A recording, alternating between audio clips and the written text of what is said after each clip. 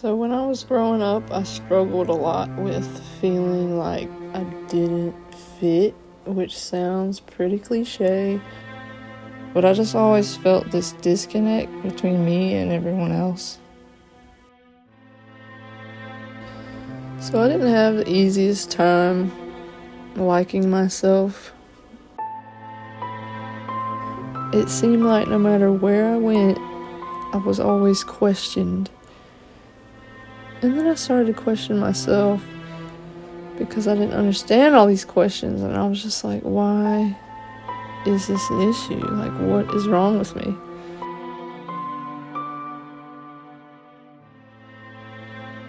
I started to view myself as a burden and a problem. So I just kind of stayed quiet and I just tried to be invisible, really.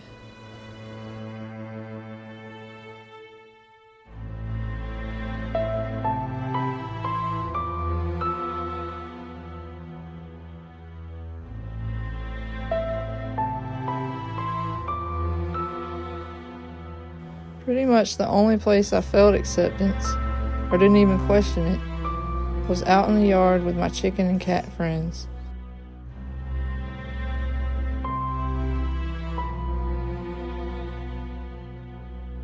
Animals just made me feel safer because there weren't any social expectations. And there were no questions. I didn't have to worry about if I was saying the right things, or if I would be able to speak. Social anxiety was a very difficult thing for me.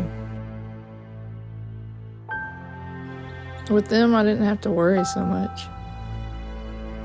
They allowed me to just be. In other situations, it just felt like there was this pre-established norm I had to live up to. And because I wasn't the typical whatever I was supposed to be, I guess it raised a lot of questions.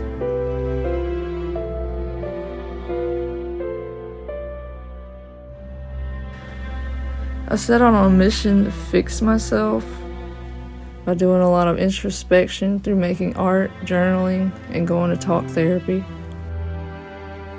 I even trained to become a family therapist to try and discover the answer to my shortcomings.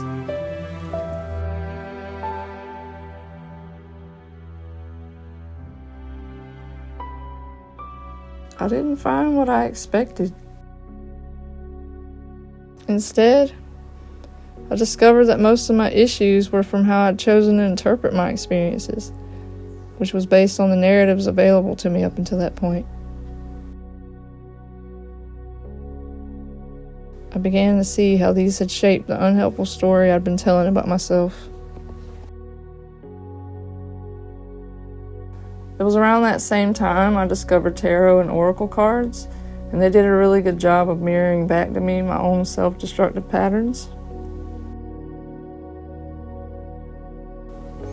And with practice, I gained a new awareness that allowed me to shift my old story into a new one.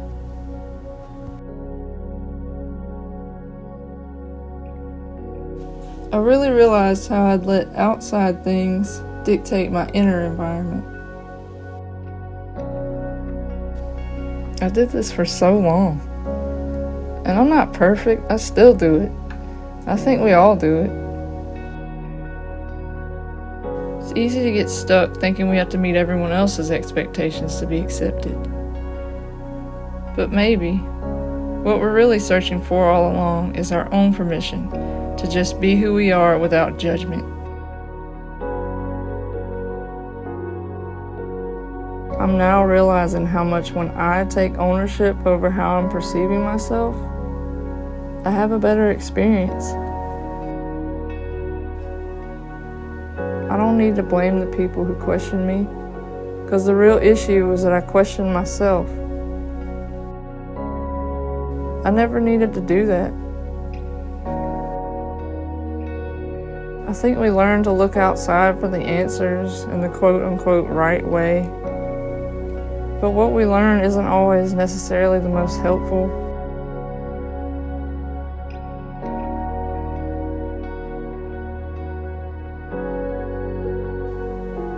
So the moral of the story is, choose for yourself.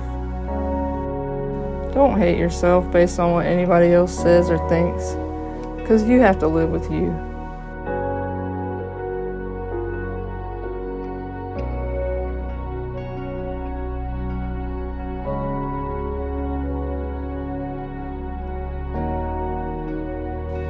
I just want to offer these decks as a way for us to connect with ourselves and trust our own judgment more, instead of always thinking we need someone else to tell us who we are or how we should be.